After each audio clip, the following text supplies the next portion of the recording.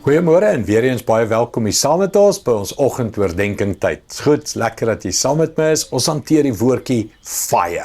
Die F het gestaan figure out your fuel. Die I het gestaan vir die informasie wat jy kry in intimiteit met die Here, die nuwe idees, gedagtes, planne, woorde, skrifte, boeke, alles hierdie nuwe energie wat jy kry.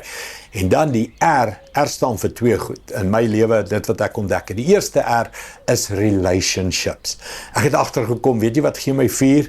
Goeie relationships. Weet jy wat blus my vuur? Verkeerde relationships, né? Party mense as hulle in jou lewe inkom, is daar passion. Party mense, as hulle in jou lewe inkom, blus dit jou passion. Hoor wat sê die skrif. 1 Korintiërs 15:33 sê, moet julle nie langer laat mislei nie. Slegte geselskap bederf goeie sedes. Mens, kom ek hanteer hierdie punt met jou so. Ons leer ons kinders, vriende maak of breek jou, né? Ons is baie bewus van ons kinders, né? Laerskool, jou kindertjies speel met almal, dan hier by ons middelskool begin hulle maatjies uitsondering kies, en dan begin jy worry as ouer. En dan hoërskool kies hulle vriende, né?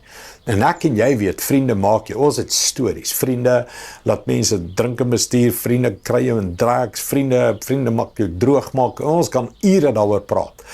Maar hier is iets wat ek baie vreemd vind. Ons sê dis waar van ons kinders, maar ons dink vir een of ander rede, as ons 20s, 30s, 40s raak, dink ons dit is nie meer so nie.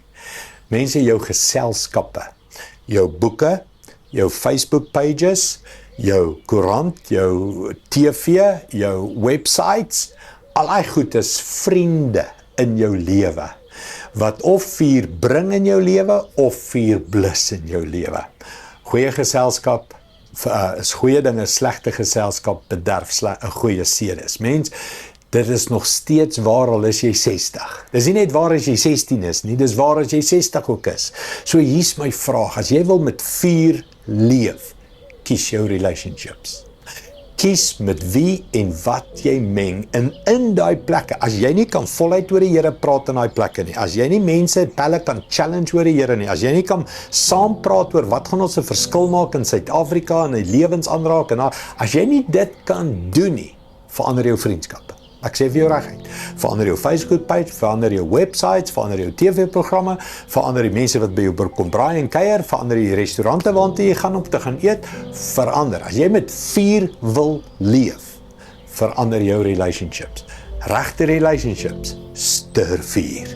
Verkeerde relationships, blus vuur. Kom ons bid dit saam. Hemelse Vader, baie dankie dat U ons altyd sal help, altyd sal waarsku. Die Heilige Gees sal altyd so duidelik met ons praat.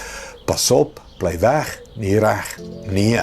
Of die Heilige Gees sal bevestig met krag, met lewe, met nuwe idees, met energie. As ek in relationships sit wat potensiaal in my lewe losmaak.